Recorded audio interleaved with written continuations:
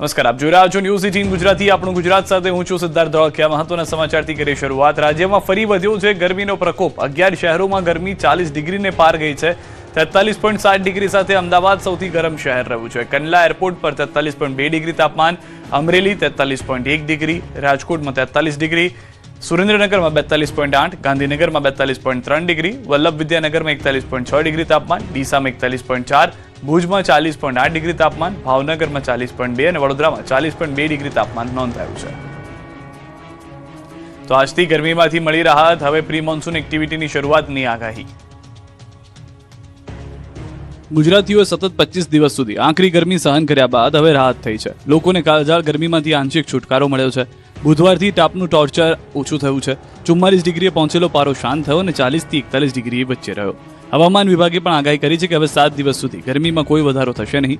મોટાભાગના વિસ્તારોમાં 40 ડિગ્રી આસપાસ તાપમાન રહેવાનું અનુમાન છે. કેટલાક વિસ્તારોમાં 1 થી 2 ડિગ્રી તાપમાન ઘટી જશે. तापमान में परिवर्तन होगा, वो 1 से 2 डिग्री के अंदर नहीं होगा, लेकिन थोड़ा फॉलिंग ट्रेंड रहेगा, ग्रेजुअल फॉल रहने का संभावना रहेगा. कुछ एक स्थानों में जो अधिकतम तापमान है 40 डिग्री सेंटीग्रेड के आसपास रहने का भी संभावना रहेगा. બીજી તરફ ખેડૂતો માટે ખુશીના સમાચાર આવ્યા છે. હવામાન વિભાગના કહેવા મુજબ ચોમાસું આંદામાન નિકોબારથી આગળ વધી રહ્યું છે. હાલ આંદામાન નિકોબારના ભાગોમાં સક્રિય છે મોન્સૂન. 26 મીએ કેરળમાં પહોંચશે તેવું પૂર્વાનુમાન છે. अगले 3-4 दिनों में दक्षिण पूर्वी अरब सागर की कावरण क्षेत्र, दक्षिण पश्चिम और दक्षिण पूर्वी बंगाल की खड़ी, अंडमान सागर के शेष हिस्सों और पूर्वी मध्य बंगाल की खड़ी के और कुछ हिस्सों से दक्षिण पश्चिम मौसम जो मानसून है आगे बढ़ने का लिए जो स्थिति है वो अनुकूल है. રાહુલ ગાંધીએ પીએમને ગદ્દાર ગણાવતા ભાજપના આક્રમક પ્રહાર. હર્ષ સંઘવી લાગુ. રાયબરેલીમાં રાહુલ ગાંધીએ પ્રધાનમંત્રી નરેન્દ્ર મોદી અને કેન્દ્રીય ગૃહમંત્રી અમિત શાહ માટે અત્યંત વિવાદિત ભાષાનો પ્રયોગ કર્યો. उनसे आप सामने उनको कहो कि आपका प्रधानमंत्री गद्दार है, आपका होम मिनिस्टर गद्दार है, आपका संगठन गद्दार है, आपने हिंदुस्तान को बेचने का काम किया है, आपने हमारे संगठन, आपने हमारे संविधान पर आक्रमण किया है, आपने अम्बेडकर जी पर आक्रमण किया है, आपने वीरा पासी जी पर आक्रमण किया है, आपने गांधी जी पर आक्रमण किया. खुल के उनसे कहिए. જેને લઈને રાજકારણ ગરમાયું છે. ભાજપ રાહુલ ગાંધી અને કોંગ્રેસ પર આક્રમક પ્રહાર કર્યા. ગુજરાતના નાયબ મુખ્યમંત્રી હર્ષ સંઘવીએ કટાક્ષ કરતા કહ્યું કે રાહુલ ગાંધીને બંધારણ સાથે કોઈ નિસ્બત નથી. અનુરાગ ઠાકુર તથા ભાજપના રાષ્ટ્રીય અધ્યક્ષ નીતિન નવીનને પણ રાહુલ ગાંધી પર નિશાન સાધ્યું. હવે રાહુલ ગાંધીને ને સંવિધાનને શું લેવા દેવા?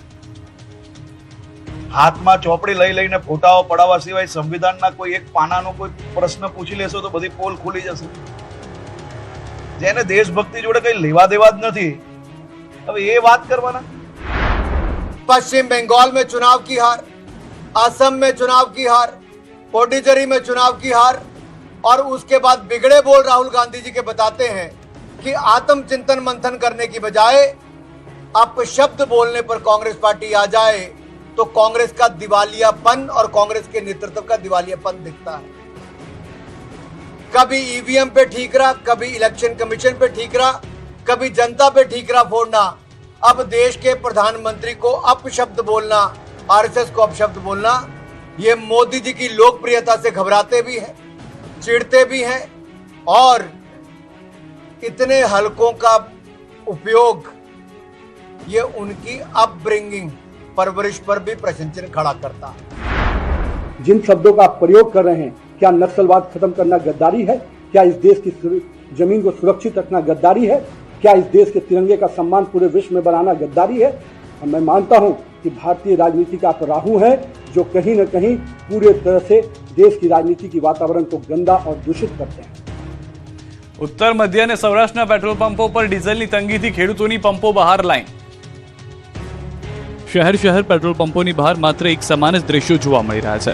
માત્ર શહેરના નામ અને પેટ્રોલ પંપની કંપનીઓ બદલાઈ રહી છે, પણ પેટ્રોલ પંપ પર કતારોના દ્રશ્યો એક સમાન છે. છેલ્લા એક અઠવાડિયાથી પેટ્રોલ પંપ પર ઈંધણ પુરાવવા માટેની કતારો ખૂટી નથી રહી. પેટ્રોલ ડીઝલની કટોકટી સર્જાઈ જશેની અફવાએ એવું બજાર ગરમ કર્યું છે કે ગામડાઓ અને નાના શહેરોમાં લોકો કામધંધા મૂકી માત્ર વાહનો, ટાંકી, બેરલ, કેરબામાં ઈંધણ ફૂલ કરાવવા મિશનમાં લાગી ગયા છે. છોટાઉદેપુરના પેટ્રોલ પંપ પર જાણે લોકોનું કીડિયારું ઉભરાયું હોય તેવા દ્રશ્યો જોવા મળી રહ્યા છે. એક તરફ ચોમાસું નજીકના દિવસોમાં દસ્તક દેવાનું છે, જેને લઈને ખેડૂતો વાવણીની તૈયારી કરી રહ્યા છે. ઉનાળુ પાકના કામમાં પણ જોતરાયેલા છે, જેની વચ્ચે બધા કામ મૂકી ખેતી બોડેલી તાલુકાના ચલામલી ગામના ખેડૂતો પોતાનો ખેતીનો કિંમતી સમય બગાડીને ટ્રેક્ટર અને કેરબા સાથે એક પંપથી બીજા પંપ દોડધામ કરી રહ્યા છે. ખેડૂતોનો સીધો આક્ષેપ છે કે પંપ પર ડીઝલ હોવા છતાં તેમને અટકાવવામાં આવે છે અને માત્ર મોટી ગાડીઓને ડીઝલ આપવામાં આવી રહ્યું છે. બીજી તરફ પંપ માલિકો ઓટોમેશન સિસ્ટમમાં ખામી હોવાનું બહાનું આગળ ધરી રહ્યા છે, પરંતુ રોષે ભરેલા ખેડૂતોએ ચીમકી ઉચ્ચારી છે કે ડીઝલ મળ્યા વગર તેઓ પંપ પરથી નહીં હટે. છોટાઉદેપુર જેવી ચિંતાજનક સ્થિતિ છે ગીર સોમનાથ પંથકની. અહીં પણ ખેડૂતો પંપો બહાર લાઇનમાં ઊભા રહીને થાકી ગયા છે. જેટલી દૂર તમારી નજર પહોંચે એટલે દૂર દૂર સુધી માત્ર ને માત્ર ટ્રેક્ટરની લાઇન જોવા મળી રહી છે. ઉનાળુ પાકની લણણી અને ચોમાસા પૂર્વેની ખેતી કામગીરી વચ્ચે ડીઝલની માંગ વધતા કલાકો સુધી રાહ જોતા નજરે પડી રહ્યા છે. પૂરતું ડીઝલ ન મળતા ખેતીના કામોમાં વિલંબ થઈ રહ્યો છે, જેના કારણે ખેડૂતોમાં ચિંતા વધી છે. સ્થાનિકોનું કહેવું છે કે ડીઝલની અનિયમિત સપ્લાયને કારણે સ્થિતિ વધુ ગંભીર બની રહી છે અને જો તાત્કાલિક ઉકેલ નહીં આવે તો આવનાર ચોમાસા પહેલા કૃષિ કામગીરી પર સીધી અસર પડી શકે છે. આ દ્રશ્યો જૂનાગઢના છે, જ્યાં પણ 3 દિવસથી પેટ્રોલ પંપ પર ડીઝલ પુરાવા માટે વાહન ચાલકો લાંબી કતારોમાં છે. જૂનાગઢ શહેર તેમજ જિલ્લાના જુદા જુદા પેટ્રોલ પંપ ખાતે વાહન ચાલકોની લાંબી લાઈન લાગી છે. ક્યાંક વાહનો લઈને તો ક્યાંક કેરબા લઈને ડીઝલ પુરાવા માટે લોકોનો